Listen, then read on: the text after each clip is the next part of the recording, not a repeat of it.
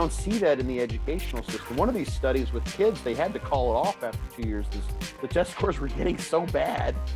They're like, we can't continue this, ethically speaking, because we're destroying these children's test scores. Their cognitive abilities are going south, and they should be improving because they're spending so much time with the computers. And it's not just the computer. Exactly what you said. It's, they have to have the right information and the right things are there.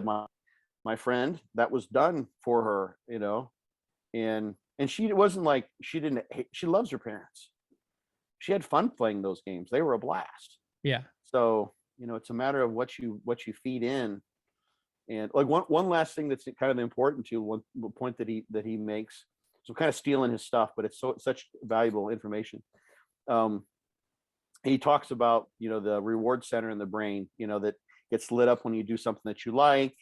And, they were just sort of mapping the brain with electrical stimulation, eventually figured out that when they put electrodes there and what became then known as the reward centers, that rats would press the button, press the lever, and they just do that like 2,000 times a minute, and no water, they just do it until they die. Mm-hmm. And that's the same area that gets lit up with cocaine and with sugar. That's what people say, that it's cocaine and sugar, it's just as addictive. It's like, no, it's the same area of the brain. It's like, that's the brain, part of the brain that tells you you're doing something you like. It's connected with that sensation of something that you enjoy. That's rewarding. It's the reward center, so to speak. But what also happens there, and this is why it's what's connected to learning, is when you activate that center, there's dopamine release, which has neurotrophic effects on actually creating those connections between the neurons, which literally constitute learning. The brain doesn't have like a CPU and a hard drive where you're thinking and then you're like storing stuff. And it's like, okay, what do I got to remember? Actually, they're all combined into one. So your brain has no choice. The more you experience, the more connections are made, and those connections constitute. There's also some proteins that are involved, but those connections constitute your memories.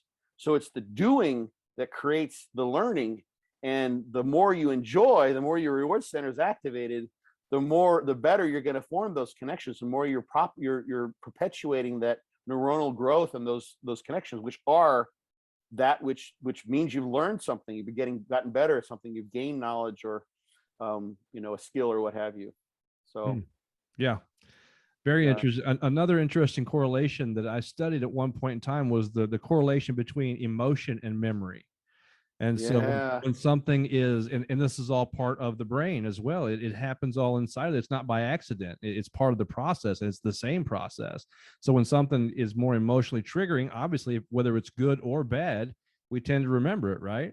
It can be bad in the way of, even traumatic, or it could be good as in, that was the best time of my life. I'm never going to forget that. And we can more easily recall that because of the emotion involved. Absolutely. Yeah. You can learn things really fast if it's painful or emotionally, coherent to you.